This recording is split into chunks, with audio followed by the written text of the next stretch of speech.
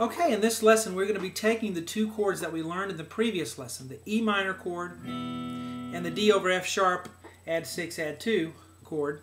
Okay? We're going to take those two chords and we're going to work on a strumming pattern. Actually I'm going to use a pick here for this. Well, there's two ways to do it. You can use your hand to strum, or you can use the pick to strum. Actually, I'll do it both ways. I guess I'll do it first with my hand. But when you strum with your hand, when you go in a downstroke, because there's downstrokes and there's upstrokes, and you can have a down motion. And of course, I'm doing it here so you can see, but you'll be down here. Okay, but you can go have a downstroke or an upstroke. So down is towards the floor, and up is towards the ceiling.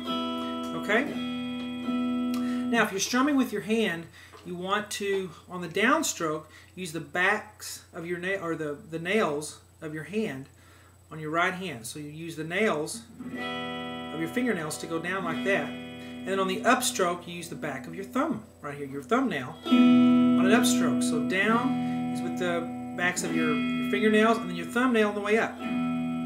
Okay? Now, if you do that way a lot, you'll kind of have a tear on your thumbnail there, because I do that a lot and have to trim my nail a little shorter there from my right hand thumb. But down is with backs of the fingernails, up is with the thumbnail. Okay, so I just want you to finger the E minor chord that we learned in the previous lesson. Okay, 2nd fret A string, 2nd fret D string, and I want you to practice going down, up. So down, up, and actually it'll be here. I'll move a little bit so you can see that. Down, or down, and then up. Down, up. You can also go down with the flesh of your thumb and then go up with the thumbnail like that. You can also do it that way. Just depends on what sound you want, because it gives a little different timbre to the sound, you know, depending on how you're strumming the strings, okay? But just practice the down and up however you're doing it. I would practice it all three of these ways, with the backs of the fingernails, the back of the thumb, and then also down with the thumb, the flesh of the thumb. And then you go like that. Down and up in a steady rhythm, like 1, 2, 3, 4, 1, 2, like that. Now if you're using the pick, it's going to be louder automatically. Listen to this. In fact, let me turn that down a little bit. It's not quite so loud.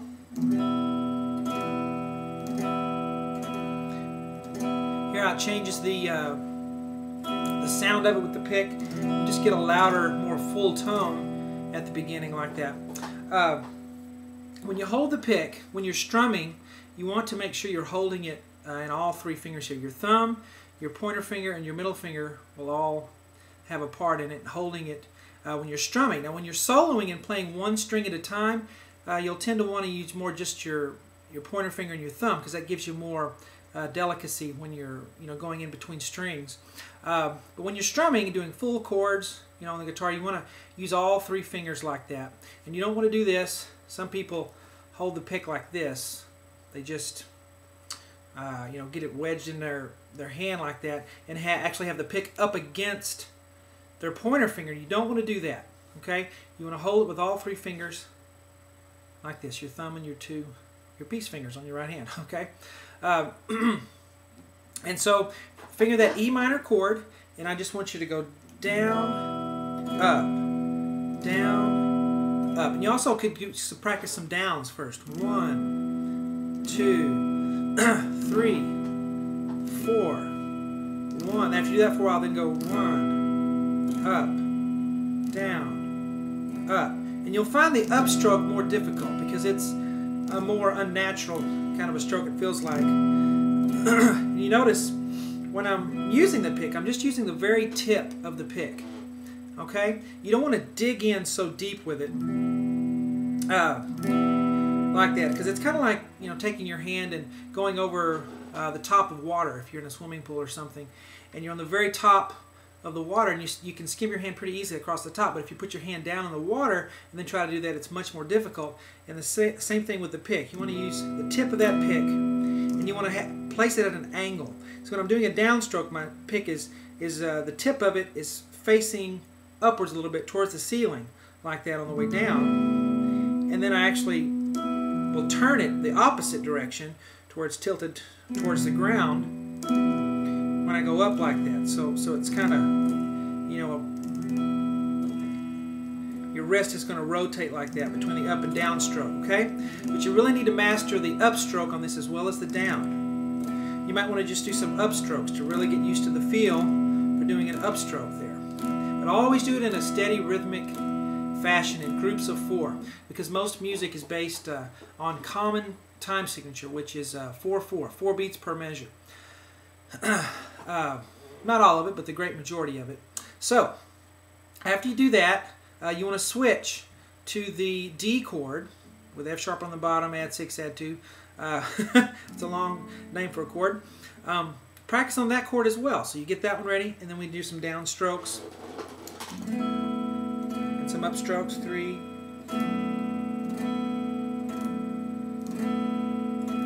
Okay, and then you want to practice going back and forth between them. So let's do that. Let's do 4 down strokes on the E minor, and then 4 down strokes on the D chord. So let's go 1, 2, 3, 4. Change.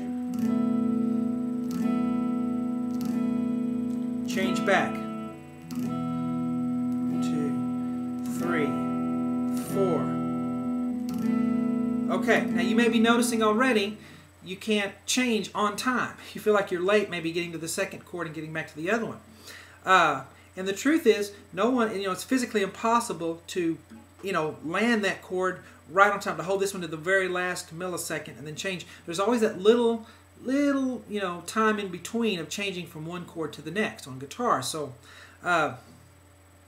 you want to think ahead, think of what you're going to do. Your fingers actually split. The pointer finger goes towards the ceiling.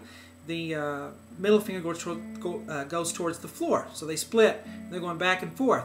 Now to practice the change between the two, because that's what you need to get, because once you get the chord down, of course it's easy to strum it once you have it, and it's easy to strum this one once you have this one. But the change from one to the next, from one chord to another, is what's hard, what's difficult. So you want to practice going from this one to this one, just with your left hand, back and forth, boom, boom, boom, boom, from the two, between the two chords there. Okay, now here's the strumming pattern I'm going to show you. First, it's going to be down. Let's see. Okay, we're going to go down, up, down, up. All right, listen to that. Down, up, down, up. So, down, up, up. Got it? That's the first part of it. You might want to write it down. Write it down. Down, up, up. D, U, D, U. Or, write some arrows on a piece of paper. Down, up, up. Now, the last of it goes up, down, up. Like this. Up, down, up. Do that again. Up, down, up. One more time. Up, down, up. We put it together, and then we get down, up, down, up. Da, da, da, da, da, da, da. 1, 2, 3, 4, 5, 6, 7. So there's 7 strokes all together. And the first part of it is down, up, up. And then the last of it is up, down, up. Now you heard a little pause there in the middle where I let it ring. Down, up, down, up. Up, down, up. Hear that? Down, up, down, up, down, up. Make sure that one lasts a little while. Okay, then change to the next chord. Do the same thing. The D chord. Down, up, down, down, up. You may recognize this tune. This is from a very simple song. So listen to it.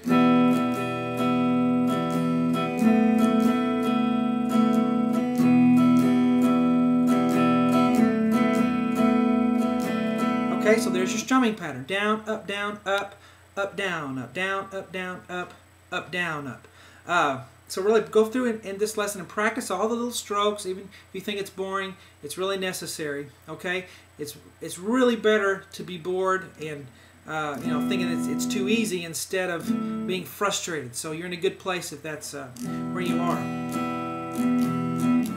Just a really cool chord progression there, and those are the 2 easiest chords I know. So start with those and get that down. You can do the next lesson.